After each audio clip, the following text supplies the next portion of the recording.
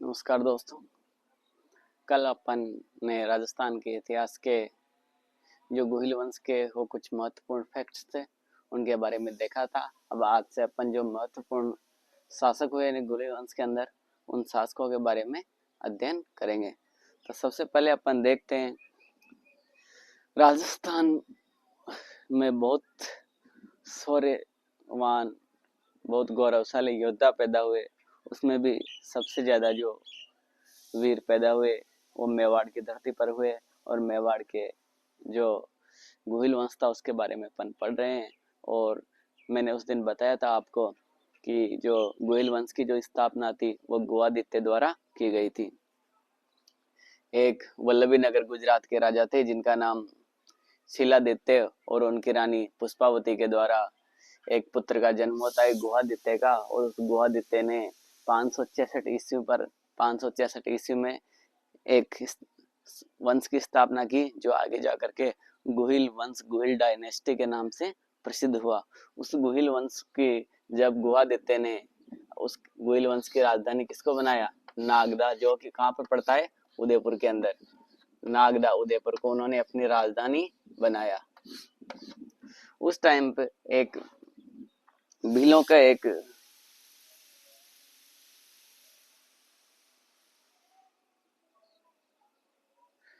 Mandela नाम का कोई व्यक्ति था, मंडेला भील,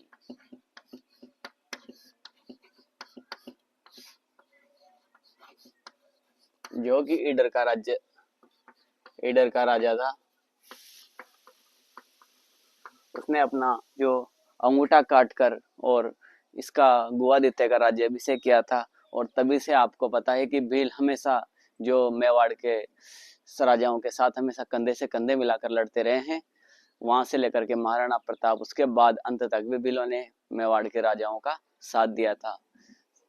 उसके बाद दो तीन छोटे मोटे राजा हुए, जिसके बाद गुवादित्य के बाद एक भोज हुआ, उसके बाद नागादित्य हुआ, उसके बाद महेंद्र प्रथम हुआ, उसके बाद एक था शिलादित्य, और उसके बाद अपराजित, और उसके बाद महेंद्र सेकंड।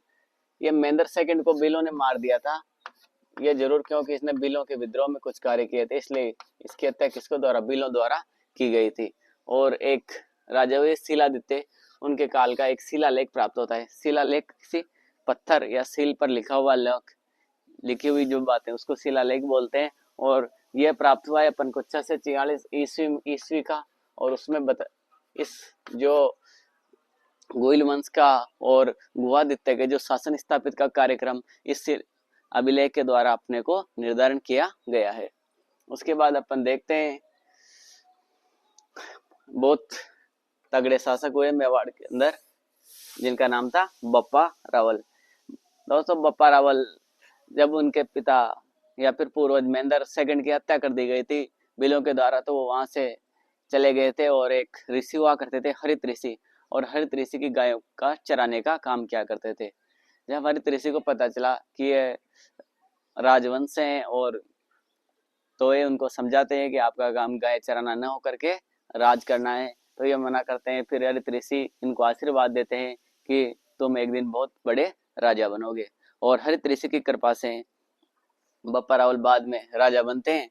बप्पा रावल जिनका मूल नाम कालभोज था, और बप्पा रावल इनकी उपाधि थी, क्योंकि रावल दो शाखा ही चलती थी मेवाड़ में, एक राणा शाखा और रावल शाखा। तो ये रावल शाखा के थे, इसलिए रावल। तो और जो गुजरात साइड में ज्यादातर व्यक्तियों को बप्पा या बापू बोलने का जो रिवाज है, उस कारण से इनका नाम क्या पड़ गया, बप्पा रावल, जो इनकी उपाधि भी माना जाता है। इनकी दो उपाधियां और थी, चकबे और राजगुरु। दो उपाधियां थी, चकबे और राजगुरु।